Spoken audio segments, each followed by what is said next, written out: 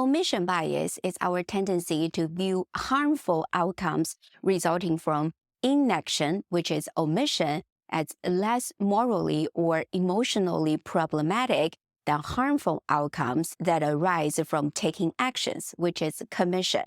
In other words, we may feel less guilty or responsible for negative consequences if they occur because we did not do something, rather than if we actively caused the negative outcome by taking action.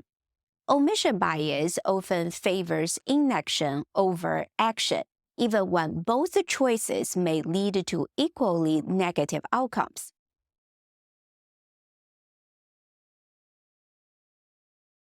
Picture yourself at a crossroads in your career, torn between embracing a bold new strategy or stick to the tried and true path. What if the new method flops? Could it be a career-ending misstep? Omission bias is likely a slight whisper in your ear, coaxing you into believing that doing nothing is the safer option. It convinces you that taking no action is less risky and won't lead to mistakes, even though staying stagnant might be just as harmful, if not more so, in the long run. Imagine the possibility that the new practice could be a game changer, offering more opportunities.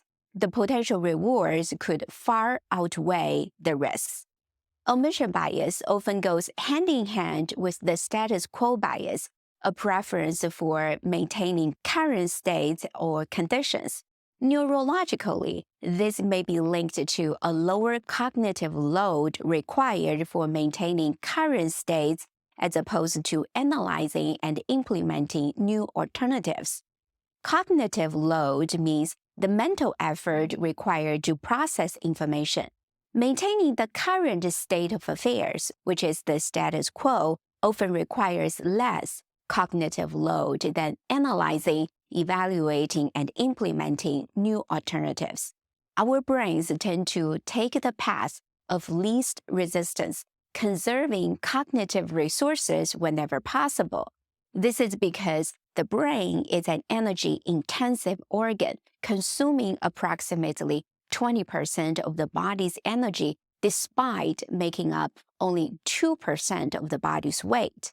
Engaging in complex cognitive tasks require more energy.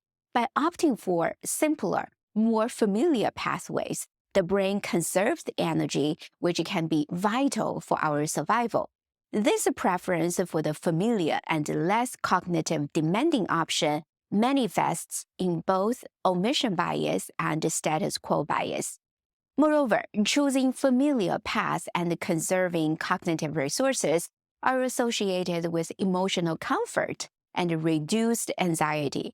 Facing new and complex challenges can be stressful, and the brain may naturally gravitate towards options that minimize this stress. The omission bias also contributes to bystander effect, a mental shortcut I introduced earlier. When multiple people are present during an emergency or an ethical dilemma, people assume that everyone else will take responsibility, allowing them to avoid personal risk. The fear of doing something wrong, appearing foolish, or facing legal liabilities can lead to inaction. In a broader organizational context, the omission bias creates a culture that shies away from innovation and risk-taking. People may fear the potential consequences of taking action, preferring to adhere to established norms and practices. The omission bias can be a deceptive roadblock to innovation and growth. Inaction stemming from the omission bias is not just a failure to make a decision or take a step forward. In many situations, particularly in organizational context, it can lead to the development and the perpetuation of a toxic culture. This can be especially true when silence and inaction allow unethical behavior to go unchallenged. When people witness unethical behavior, the omission bias can lead them to choose inaction over addressing the problematic behavior. This could be driven by fears of retaliation or simply a desire to avoid conflict. Whatever the reason, failure to speak up can create an environment where misconduct becomes normalized. As psychologist Philip Zimbardo points out, the collective inaction of those who look but do not see, who hear but do not listen, can be a powerful force that enables and even emboldens unethical conduct. When we turn a blind eye, it not only shields the wrongdoers but also sends a message to others that such behavior is tolerated, if not implicitly endorsed. The silence and inaction caused by the omission bias can blur lines between right and wrong. Without clear feedback and consequences, ethical standards begin to erode, leading to a slippery slope where more ethical breaches become acceptable. The toxic culture that emerges from collective silence can have profound impacts on organizational members. People who are compassionate and caring may become callous and indifferent. The emotional toll of witnessing wrongdoing without taking action can lead to a sense of helplessness, cynicism, and disengagement.